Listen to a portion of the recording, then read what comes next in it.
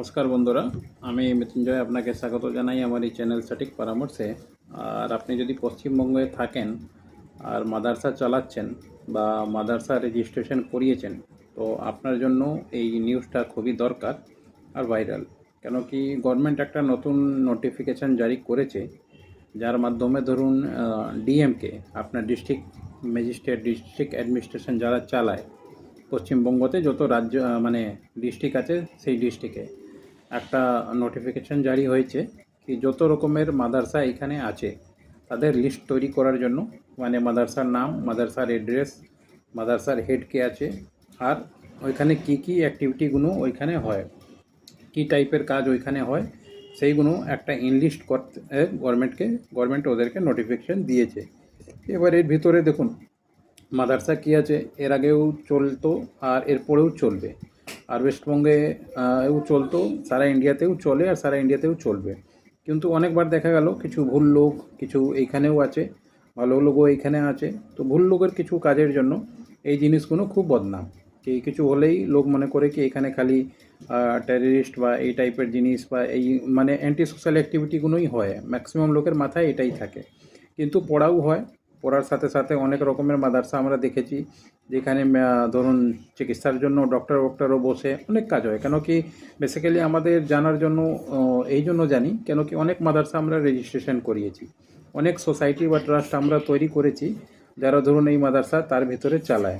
এবার এখানে এডুকেশনও দেয় অনেক লোক, মেডিকেল ফ্যাসিলিটিও দেয়, অনেক লোকের কলেজ আছে, অনেক লোকের প্লে স্কুল আছে, অনেক লোকের প্রাইমারি স্কুল আছে এই মাদ্রাসা রেজিস্ট্রেশন করিয়ে করিয়ে।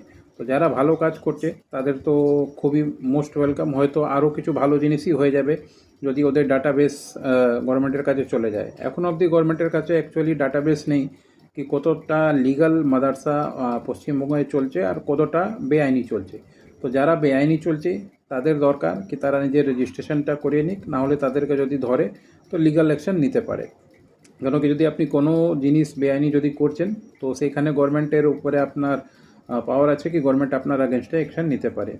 এর মধ্যে যারা ধরুন পুরনো মাদ্রাসা আছে, অনেক মাদ্রাসা আছে যাদের পেপার ওয়ার্ক নেই, তারা কি করবে, তারা নিজের পেপার ওয়ার্কটা আপডেট করাতে পারে। যেরকম ম্যাক্সিমাম লোকের আমরা জানি সোসাইটি আছে তো সোসাইটির রিনিউয়াল নেই, ট্রাস্ট আছে তো ট্রাস্টের অডিট নেই, সোসাইটি আছে তো মেম্বার লিস্ট জমা নেই, অনেক দিন থেকে গভর্নমেন্টের এখানে কি কাজ হয় না হয় জমা করেনি, আপনার এনজিও দর্পণে রেজিস্ট্রেশন নেই, কারেন্ট অ্যাকাউন্টে কাজ হচ্ছে না, সেভিং অ্যাকাউন্টে কাজ হচ্ছে, এরকম অনেক মিসক্যালকুলেশনগুলো আছে যেটা আমাদের সাথে হয়।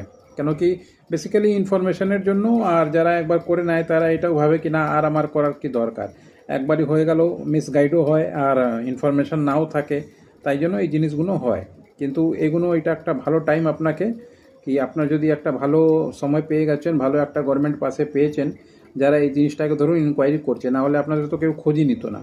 এবার যখন খোঁজ নিচ্ছে তো কাগজটাকে আপডেট করিয়ে নিন, কাগজটা আপডেট করে গভর্নমেন্ট যদি আপনার ইনকোয়ারি করছে গভর্নমেন্টকে সব জমা দিন আর বুক ফুলিয়ে কাজ করুন যে কাজগুলো করছেন। আইনি তো কাজ, বেআইনি কাজ তো এরমই যারা করছে তারা পালিয়েই যাবে বা বন্ধই করে দেবে, এটা তো নিয়ম। কেন কি যখনই গভর্নমেন্ট ইনকোয়ারি করবে আর কাগজ খুঁজবে তো যারা বেআইনি আছে তারা তো নিজেই গায়েব হয়ে যাবে। এবার যারা আইনি কাজ করছে তাদের জন্য একটা খুবই ভালো একটা পদক্ষেপ, নিজের মাদ্রাসাটাকে রেজিস্ট্রেশন নাম্বার করুন, যদি রেজিস্ট্রেশন করাননি তো রেজিস্ট্রেশন করান, ট্রেডমার্ক নিন, আইএসও সার্টিফিকেশান নিন, গভর্নমেন্টের আরও অ্যাফিলিয়েশন আছে, গভর্নমেন্টের সাথে যুক্ত হয়ে কাজ করুন না। অনেক অ্যাফিলিয়েশন রেজিস্ট্রেশন আছে যেটা ইন্ডিয়ান গভর্নমেন্টের আছে, তো আপনার নিতে কী অসুবিধা? যখন আপনি ভারত দেশে থাকছেন আর ভারতে আছেন, এখানকার আপনি পার্মানেন্ট রেসিডেন্সিয়াল আছেন আর আপনার হক আছে ওইটা নেওয়ার। কোনো আপনি বেআইনি লোক না, আপনি কোনো বাংলাদেশের লোক না, আপনি কোনো পাকিস্তানের লোক না, আপনি কোনো রাশিয়ার লোক না, আপনি কোনো ইরানের লোক না, আপনি এখানকার লোক, নিজের লোক। তো নিজের মতন কাজ করুন, ভয়ের কোনো ব্যাপার নেই। এনজিওগুলোকে ধরে আপডেট করান নিজের কাগজগুলো, আর কাগজগুলো করে মাদ্রাসার ধরুন এটাকে টপিক দেওয়া হচ্ছে এক্সরে অফ মাদ্রাসা, তো এটা ভালো এক্সরে হলে কি হয়, খারাপ জিনিসগুলো আউট হয়ে যায় আর ভালো জিনিসগুলো থেকে যায়। তো আপনিও ভালোর মধ্যে নিজের নোটিফিকেশানটা করান আর থাকুন আর কাজ করুন। মাদ্রাসার যদি লিগাল ডকুমেন্টেশন প্রবলেম আছে আর ধরুন বা আপনি আইটিআর করতে চাইছেন বা রেজুলেশন করতে চাইছেন বা নিউ মাদ্রাসা রেজিস্ট্রেশন করাতে চাইছেন বা ট্রাস্ট করাতে চাইছেন বা এনজিও ফরমেশন করাতে চাইছেন, এই সমস্ত রকমের লিগাল কনসালটেন্সি প্লাস ডকুমেন্টেশন আমরা করাই। তো আপনারা নিজের কাগজটা আপডেট করান, তাতে আপনাদেরকে কেউ হাত দিতে পারবে না। আজকে অতই থাকবে বন্ধুরা। আমার নাম্বার হচ্ছে 9230222490, হালি শহর, দমদম, আর কল্যাণী, এই 3 জায়গায় আমার অফিস আছে, প্লাস পাটনা। এই কিছু জায়গায় আমি বসার দেখা করতে হলে আগে কন্ট্যাক্ট করে নেবেন, জেনে নেবেন, তারপরে দেখা হয়ে যাবে, কাজও হয়ে যাবে। নমস্কার।